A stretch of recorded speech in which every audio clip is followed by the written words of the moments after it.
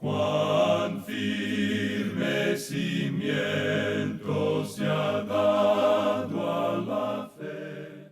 A través de la Biblia, un análisis de la Biblia libro por libro que le ayudará a crecer espiritualmente. Estos estudios fueron diseñados por el Dr. J. Vernon McGee. Acompáñenos en este fascinante recorrido a través de la Biblia. La palabra de Dios. ¿Qué le pasó? Sin duda, eso es lo que la gente le preguntaba al hombre que estaba sentado en la esquina suplicando, el hombre que no había podido caminar durante años. Bienvenido a través de la Biblia, el programa donde conocemos a Dios en su palabra. Mi nombre es Heiel Ortiz. Hoy vamos a presenciar un milagro.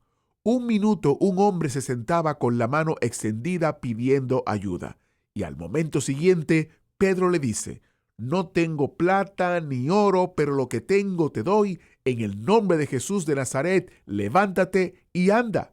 Y el hombre lo hizo. Se levantó y anduvo. Imagina por un momento un grupo pequeño, sin recursos, sin plataformas, pero con una convicción inquebrantable. Cristo ha resucitado y el mundo tiene que saberlo. Así comienza el libro de Hechos. No como una historia antigua, sino como el inicio de una obra que aún continúa. Durante este mes, gracias a las ofrendas y donaciones de oyentes como usted, ponemos a su disposición, sin costo alguno, el comentario de El Libro de Hechos como descarga gratuita. Descubra cómo hombres y mujeres comunes y corrientes, transformados por el Espíritu Santo, llevan un mensaje eterno a cada rincón sin importar el costo.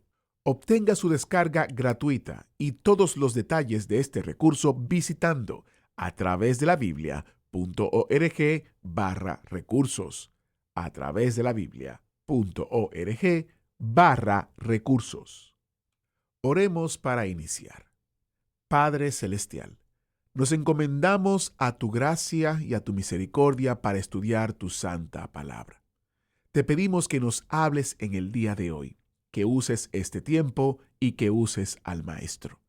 En el nombre de Jesús te lo pedimos y oramos. Amén. Y ahora iniciamos nuestro recorrido bíblico de hoy con las enseñanzas del Dr. McGee en la voz de nuestro maestro Samuel Montoya. Continuando hoy con nuestro recorrido por el libro de los Hechos de los Apóstoles, llegamos al capítulo 3. Y en este capítulo tenemos el primer milagro de la iglesia y el segundo sermón de Simón Pedro. Todavía estamos en la primera sección de este libro de los Hechos. En esta sección vemos cómo el Señor Jesucristo seguía obrando mediante el Espíritu Santo a través de los apóstoles en Jerusalén. En nuestro estudio anterior vimos el nacimiento de la iglesia en el día de Pentecostés. Notamos que aquel día no se puede duplicar. Ahora existe la iglesia porque en aquel día el Espíritu Santo vino a morar en los creyentes. Cuando vino a morar en ellos, los llenó con su amor, con su poder y bendición para servicio. De la misma manera en que no podemos repetir el nacimiento en Belén, tampoco podemos repetir lo que sucedió en el día de Pentecostés. Es un hecho innegable que necesitamos del poder del Espíritu Santo el día de hoy. Pero no tenemos que buscar al Espíritu Santo. Gracias a Dios que Él está en el mundo, convenciendo al mundo y refrenando la maldad en el mundo. El Espíritu Santo también mora en todos los que creen en el Señor Jesucristo. Al entrar ahora en el estudio de este capítulo 3, veremos primero en los versículos 1 al 11 la descripción de la sanidad de un cojo. Luego tenemos la plática suplicante de Pedro en los versículos 12 hasta el 26. Predicación que resultó en la conversión de 5,000 hombres, como veremos en el capítulo 4 de este mismo libro. Comencemos pues considerando la sanidad del cojo. Leamos el primer versículo de este capítulo 3 de los Hechos. Pedro y Juan subían juntos al templo a la hora novena, la de la oración. Al parecer, esta era la hora del sacrificio de la tarde, la hora cuando entraba el sumo sacerdote o sacerdote a quien le tocara ofrecer el incienso aquel día. Notamos en el Evangelio según San Lucas que le tocaba a Zacarías ofrecer el incienso, cuando el ángel se le apareció. Es interesante notar aquí que ese altar de incienso habla de la oración. Esta era la hora de la oración. y es muy probable que había una gran compañía en el templo orando en aquella hora. Continuemos ahora con el versículo 2. Y era traído un hombre cojo de nacimiento, a quien ponían cada día a la puerta del templo que se llama La Hermosa, para que pidiese limosna de los que entraban en el templo. Este hombre había nacido cojo y era traído todos los días y dejado allí en la puerta del templo. ¿Qué contraste había entre él y aquella puerta que se llamaba La Hermosa? Aquí estaba una puerta hermosa, y aquí estaba también un hombre lisiado. Los hombres pueden hacer cosas muy bonitas, pero al hombre, amigo oyente, no le es posible mejorarse a sí mismo. Ahora, claro que le es posible cortarse el cabello, cuidarse de las manos y de las uñas, bañarse de vez en cuando, etc. Pero al hombre, amigo oyente, le es imposible cambiar esa vieja naturaleza que tiene. Este es el contraste que tenemos aquí. Una puerta hermosa del templo y un cojo de nacimiento.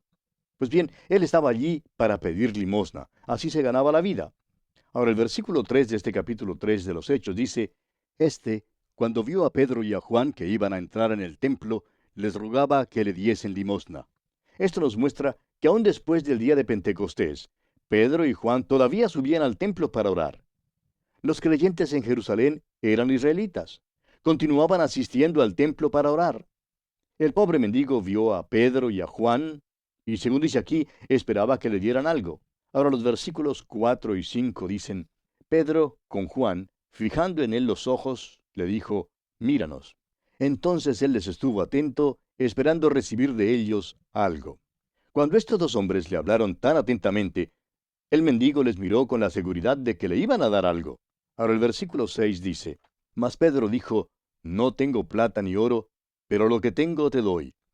En el nombre de Jesucristo de Nazaret, levántate y anda. Alguien ha dicho al contemplar la magnificencia de las estructuras que hoy en día son nuestras iglesias y todo el dinero que figura en sus presupuestos anuales, que la iglesia ya no puede decir no tengo plata ni oro. Y desafortunadamente, amigo oyente, tenemos que añadir por otra parte que ya la iglesia tampoco puede decir a un cojo levántate y anda. Hoy en día la iglesia tiene muchas riquezas. Sin embargo, a la iglesia le falta poder espiritual. Ahora note usted lo que hace Pedro aquí en el versículo 7 de este capítulo 3 de los Hechos. Y tomándole por la mano derecha le levantó, y al momento se le afirmaron los pies y tobillos. Recuerde usted que el doctor Lucas fue quien escribió este libro. Y es interesante notar que cuando el doctor Lucas relata un milagro, incluye muchos detalles que no aparecen en otros libros. Por ejemplo, aquí notemos que el doctor Lucas cuenta específicamente lo que pasó. Dice que tenía un problema en los pies y tobillos. Creemos que el problema radicaba en el hecho de que este hombre no tenía ni músculos ni nervios operantes en sus pies. Ahora el versículo 8 de este capítulo 3 de Hechos dice, y saltando se puso en pie y anduvo, y entró con ellos en el templo andando y saltando y alabando a Dios. Amigo oyente, no pierda de vista esta palabrita saltando. Aparece 2 veces en este versículo. Este es un capítulo muy interesante. Veremos que Pedro ofrecerá nuevamente el reino de Dios a la nación. En este tiempo, la iglesia estaba integrada completamente por israelitas, como lo hemos mencionado anteriormente. No había ningún gentil en la iglesia en ese entonces. Es que la iglesia comenzó con los judíos en Jerusalén. Más tarde, el evangelio avanzaría hasta lo último de la tierra. Pero estamos aquí en el período de Jerusalén. En otras palabras, aquí se está comenzando a cumplir lo que leímos allá en el versículo 8 del capítulo 1 de los Hechos, donde dice que serían testigos primero en Jerusalén, luego en toda Judea, después en Samaria y por fin hasta lo último de la tierra. El Señor había dicho que habría un período de transición e indicó que debían comenzar en Jerusalén. No les dijo que comenzaran llevando el evangelio hasta lo último de la tierra. Ahora el reino se ofrece nuevamente a Israel. Esta será su oportunidad final. Ahora, ¿cuáles serán algunas de las marcas que identifican el reino? Bueno, según Isaías capítulo 35, versículo 6, una de las señales es que el cojo saltará. Dice allá en Isaías capítulo 35, versículo 6, entonces el cojo saltará como un ciervo y cantará la lengua del mundo, porque aguas serán cavadas en el desierto y torrentes en la soledad. Esto no es ningún accidente, amigo oyente. Este es un milagro que identifica el reino. todo israelita instruido que subía al templo aquel día se admiró de esto. Ellos sabían que esto en verdad podría ser el comienzo del reino. Lo único que faltaba era el Mesías, quien había sido crucificado, resucitado de los muertos, ascendido al cielo y tomado su lugar a la diestra del Padre. Pero Él vendrá otra vez. Y hasta creemos que hubiera vuelto entonces si lo hubiesen recibido como Mesías en aquella ocasión. Ahora leamos los versículos 9 y 10 de este capítulo 3 de los Hechos. Y todo el pueblo le vio andar y alabar a Dios. Y le reconocían que era el que se sentaba a pedir limosna a la puerta del templo, la hermosa, y se llenaron de asombro y espanto por lo que le había sucedido. Note usted que todos le vieron y todos reconocían al hombre. También comprendieron el significado de ese milagro. Sin embargo, amigo oyente, tememos que haya muchos de nosotros hoy en día que no hemos alcanzado a comprender este relato que el doctor Lucas nos ha dado. Leamos ahora el versículo 11 de este capítulo 3 de Hechos. Y teniendo asidos a Pedro y a Juan, el cojo que había sido sanado, todo el pueblo, atónito, concurrió a ellos al pórtico que se llama de Salomón. Ahora, ¿será esto el principio del reino? Grandes cosas habían pasado en Jerusalén durante las últimas pocas semanas. Habían sido espectadores de la crucifixión de Jesús, de su resurrección, de su ascensión y el día de Pentecostés. Así pues, todos estarían atónitos ante este incidente, preguntándose qué era lo que realmente estaba ocurriendo. Y tenemos luego el gran sermón de invitación de Pedro. Leamos el versículo 12 de este capítulo 3 de Hechos. Viendo esto Pedro, respondió al pueblo: Varones israelitas, ¿por qué os maravilláis de esto? ¿O por qué ponéis los ojos en nosotros, como si por nuestro poder o piedad hubiésemos hecho andar a éste? Ahora note usted que no dice varones africanos o varones europeos o varones latinoamericanos. Está hablando a los varones israelitas. Este, amigo oyente, es todavía el período de Jerusalén. Este es un período de transición. La iglesia todavía no se ha puesto en marcha. Nadie en Roma todavía había escuchado el Evangelio. Nadie en las Américas lo había oído todavía. Nadie en Inglaterra lo había escuchado. Todo esto ocurre en Jerusalén. Pedro tiene entonces mucho cuidado en decirles que este milagro no se había realizado por medio de su propio poder. Y veremos que Pedro dirigirá a sus oyentes judíos hacia el Antiguo Testamento y les pedirá que si vuelven a Dios, estas profecías se podrían cumplir. Escuche usted algunas de las profecías que la mayoría de estos israelitas sabían muy bien. Dice el profeta Zacarías, en el capítulo 12 de su profecía, versículo 10, y derramaré sobre la casa de David y sobre los moradores de Jerusalén espíritu de gracia y de oración. Y mirarán a mí, a quien traspasaron, y llorarán como se llora por hijo unigénito, afligiéndose por él como quien se aflige por el primogénito. Esta profecía podría haber sido cumplida si ellos hubiesen vuelto a él. No fue cumplida porque no aceptaron al Señor Jesús en aquel entonces. No se arrepintieron. Y lo que Pedro está haciendo es rogándoles que se vuelvan al Señor Jesús. Pero ellos rehusaron arrepentirse. De modo que la hora todavía ha de venir cuando esta profecía de Zacarías será cumplida. Ahora, lo que sí podemos notar es que esta no era la única profecía en cuanto a este tema. Veamos pues lo que escribió Ezequiel, y más adelante también la profecía de Isaías. Ezequiel en el capítulo 36 de su profecía, versículos 27 y 28 dice: Y pondré dentro de vosotros mi espíritu, y haré que andéis en mis estatutos y guardéis mis preceptos y los pongáis por obra. Habitaréis en la tierra que di a vuestros padres, y vosotros me seréis por pueblo, y yo seré a vosotros por Dios. Y el profeta Isaías, en el capítulo 12 de su profecía, versículos 1 y 2, dice: En aquel día dirás: Cantaré a ti, oh Jehová, pues aunque te enojaste contra mí, tu indignación se apartó y me has consolado. He aquí Dios es salvación mía, me aseguraré y no temeré, porque mi fortaleza y mi canción es Jehová, quien ha sido salvación para mí. Luego en el capítulo 35, el profeta Isaías habla del cojo que saltará como un ciervo. Dice allá en el versículo 10 de ese capítulo 35, y los redimidos de Jehová volverán y vendrán a Sión con alegría, y gozo perpetuo será sobre sus cabezas, y tendrán gozo y alegría, y oirán la tristeza y el gemido. Creemos que en este caso ellos comprendieron que lo que sucedió con este cojo fue en miniatura una descripción de la nación entera. Si ellos hubiesen vuelto a Dios, todas estas promesas habrían sido cumplidas. Volviendo ahora al capítulo 3 de los Hechos, leamos los versículos 13 al 15, donde Pedro continúa hablando y dice: El Dios de Abraham, de Isaac y de Jacob, el Dios de nuestros padres, ha glorificado a su Hijo Jesús, a quien vosotros entregasteis y negasteis delante de Pilato, cuando éste había resuelto ponerle en libertad. Mas vosotros negasteis al santo y al justo, y pedisteis que se os diese un homicida, y matasteis al autor de la vida, a quien Dios ha resucitado de los muertos, de lo cual nosotros somos testigos. Aquí va una vez más. Simón Pedro nunca predica un sermón sin hacer mención de la resurrección de Jesús, ni tampoco lo hará, como lo veremos más adelante, el apóstol Pablo. Pero desafortunadamente, amigo oyente, hoy en día muchos sermones son predicados sin mención alguna de la resurrección.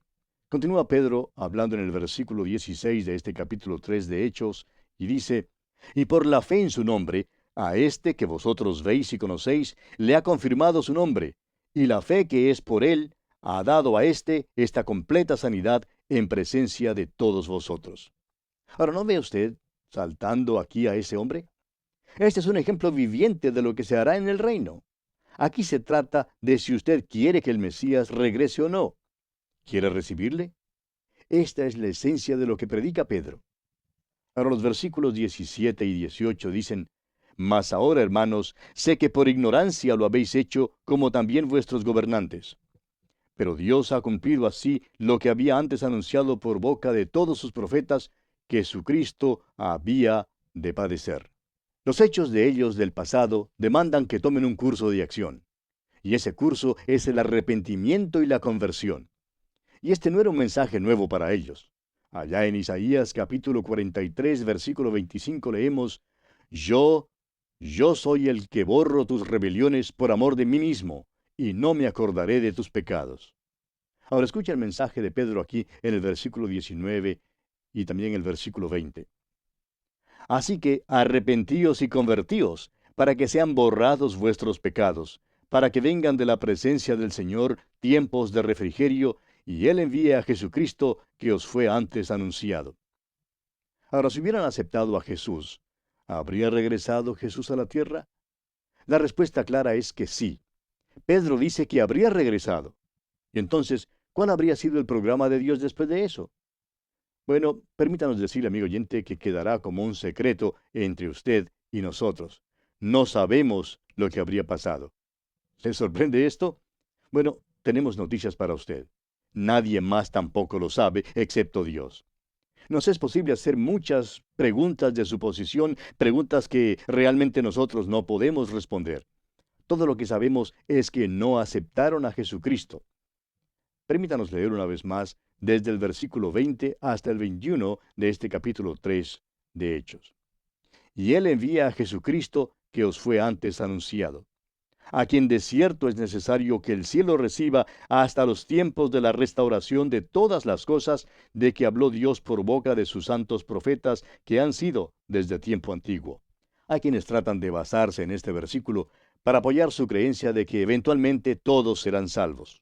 Ahora, la parte del versículo que usan para esto es esa frase que dice, la restauración de todas las cosas. Exactamente, ¿cuáles son todas las cosas que serán sometidas a la restauración? En su carta a los Filipenses, capítulo 3, versículo 8, cuando el apóstol Pablo dijo, aún estimo todas las cosas como pérdida, ¿quiso decir todas las cosas en el universo de Dios? Es obvio que no, amigo oyente. Por tanto, aquí, esta expresión, todas las cosas, en este versículo, son limitadas por lo que sigue. Los tiempos de la restauración de todas las cosas de que habló Dios por boca de sus santos profetas que han sido desde tiempo antiguo. Los profetas habían hablado de la restauración de Israel. En ninguna parte hay profecía alguna de la conversión o la restauración de los muertos malos, ni los que mueren sin el perdón de sus pecados. Continuemos con los versículos 22 y 23 de este capítulo 3 de Hechos. Porque Moisés dijo a los padres, el Señor vuestro Dios os levantará profeta de entre vuestros hermanos como a mí. A él oiréis en todas las cosas que os hable. y toda alma que no oiga a aquel profeta será desarraigada del pueblo. Es conveniente mencionar aquí que este pueblo que escuchaba a Pedro estaba al borde de un gran juicio. En el año 70 después de Cristo, Tito vino y destruyó la ciudad. Se calcula que más de 1 millón de personas perecieron y que los demás fueron vendidos a la esclavitud por todas partes del Imperio Romano. El juicio vino sobre estas personas. Y en los versículos 24 al 26, Pedro dice: Y todos los profetas desde Samuel en adelante, cuantos han hablado, también han anunciado estos días. Vosotros sois los hijos de los profetas y del pacto que Dios hizo con nuestros padres, diciendo a Abraham: En tu simiente serán benditas todas las familias de la tierra. A vosotros primeramente, Dios, habiendo levantado a su Hijo, lo envió para que os bendijese, a fin de que cada uno se convierta de su maldad. Este era un período de transición. Les fue dada su oportunidad final para aceptar al Mesías, pero rechazaron su oportunidad para aceptarlo y por tanto, más tarde el apóstol Pablo se presentará como el apóstol a los gentiles. Lo que pudiera haber pasado si se hubieran convertido a Dios es meramente especulación, porque no se convirtieron. Y Dios, amigo oyente, nunca se admira de lo que el hombre hace, porque está preparado para todo, y todo lo usa para llevar a cabo su plan y su propósito. Y así concluimos nuestro estudio de este capítulo 3 de los Hechos de los Apóstoles. Llegamos ahora al capítulo 4. En este capítulo tenemos la primera persecución de la iglesia y el poder del Espíritu Santo. Este capítulo 4 de los Hechos revela el resultado del segundo sermón de Pedro. 5,000 hombres fueron salvados.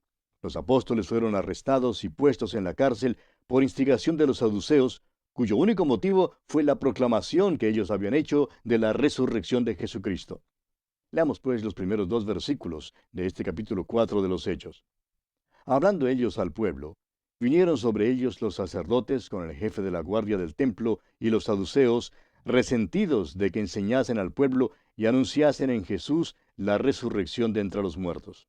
Quisiéramos dirigir su atención a algo aquí que es realmente sorprendente, si no lo ha notado ya.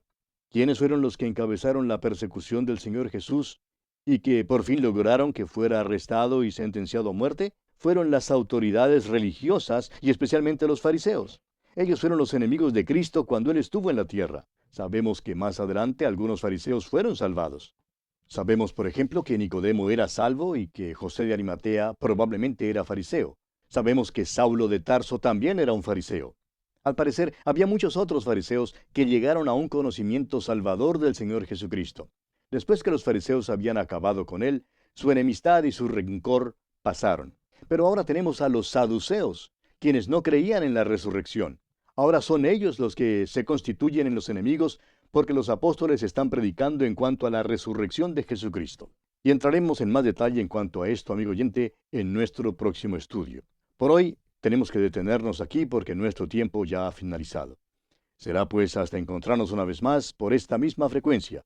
Mientras tanto, que el Señor le bendiga es nuestra ferviente oración. Agradecemos que nos acompañara en el estudio de hoy. Le invitamos a que visite nuestro sitio en internet a través de la biblia.org. Ahí puede suscribirse para recibir las notas y bosquejos de lo que estamos estudiando y noticias del ministerio. También encontrará la variedad de libros y materiales gratuitos que tenemos para usted. El sitio es a través de la biblia.org. Todo lo que hacemos es posible gracias al Señor y a personas como usted que se unen a nosotros en la obra de llevar la palabra entera al mundo entero. A través de la Biblia es una producción de Radio Transmundial.